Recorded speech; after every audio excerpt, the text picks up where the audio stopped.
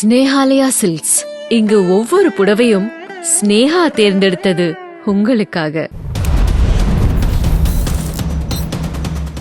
Mumbai Indians அணியின் கேப்டன்சியை ஹர்திக் பாண்டியா கிட்ட கொடுத்தது தொடர்பா கருத்து தெரிவிச்சிருக்கிறாரு இந்திய அணியின் முன்னாள் வீரரான சுனில் கவாஸ்கர். இது தொடர்பா பேசியிருக்கிற சுனில் கவாஸ்கர், அணியின் எதிர்காலத்தை மனசுல வச்சு மும்பை இந்தியன்ஸ் அணி நிர்வாகம் இந்த முடிவை எடுத்திருக்கு. ரோஹித் சர்மா ஏற்கனவே இந்திய அணியின் கேப்டனா இருக்கிறதுனால நிறைய பிரஷரை ஹேண்டில் பண்ணாரு. ரோஹித் சர்மாவின் சுமையை குறைக்கவே மும்பை இந்தியன்ஸ் அணி இந்த முடிவை எடுத்திருக்கு. மேலும் இளைஞர்களுக்கு வாய்ப்பு கொடுக்கும் விதமா ஹர்திக் பாண்டியாவுக்கு கேப்டன்சி வழங்கப்பட்டிருக்கிறதாவும் சொல்லி இருக்கிறாரு சுனில் கவாஸ்கர்.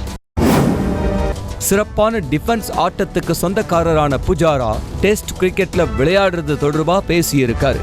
சமீப காலங்களா புஜாராவுக்கு பெரிய அளவுல டெஸ்ட் போட்டிகள்ல வாய்ப்பு கிடைக்கல.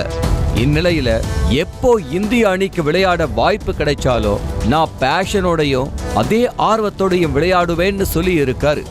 மேலும் கிரிக்கெட் மீதான ஆர்வம் எப்பவுமே மாறாதுன்னு சொல்லி இருக்கிறாரு புஜாரா. ஒரு நாள் போட்டியில ஆல்ரவுண்டர் தரவரிசையில ஆப்கானிஸ்தான் வீரர் முகமது நபி முதலிடத்தை பிடிச்சிருக்காரு.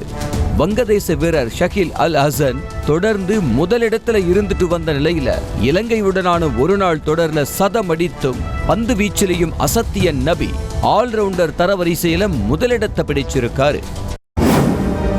சிஎஸ்கே அணியின் விளம்பர தூதராக பாலிவுட் நடிகை கத்ரினா கைஃப் நியமிக்கப்பட்டிருக்காங்க.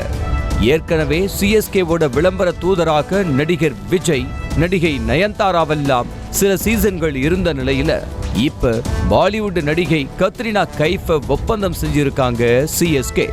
கத்ரினா கைஃபுக்கும் தமிழ்நாட்டுக்கும் இருக்கிற தொடர்பு இதுக்கு காரணமா இருக்கலாம்னு சொல்லப்படுது. கொஞ்ச காலம் கத்ரினா கைஃபோட அம்மா உசிலம்பட்டியில டீச்சரா வேலை பார்த்திருக்காங்களா. ஸ்னேஹாலயா சில்க்ஸ். இங்கு ஒவ்வொரு புடவையும் ஸ்னேஹா தேர்ந்தெடுத்தது உங்களுக்காக. செய்திகளை உடனுக்குடனும் துல்லியமாகவும் தெரிந்து கொள்ள சப்ஸ்கிரைப் பண்ணுங்க.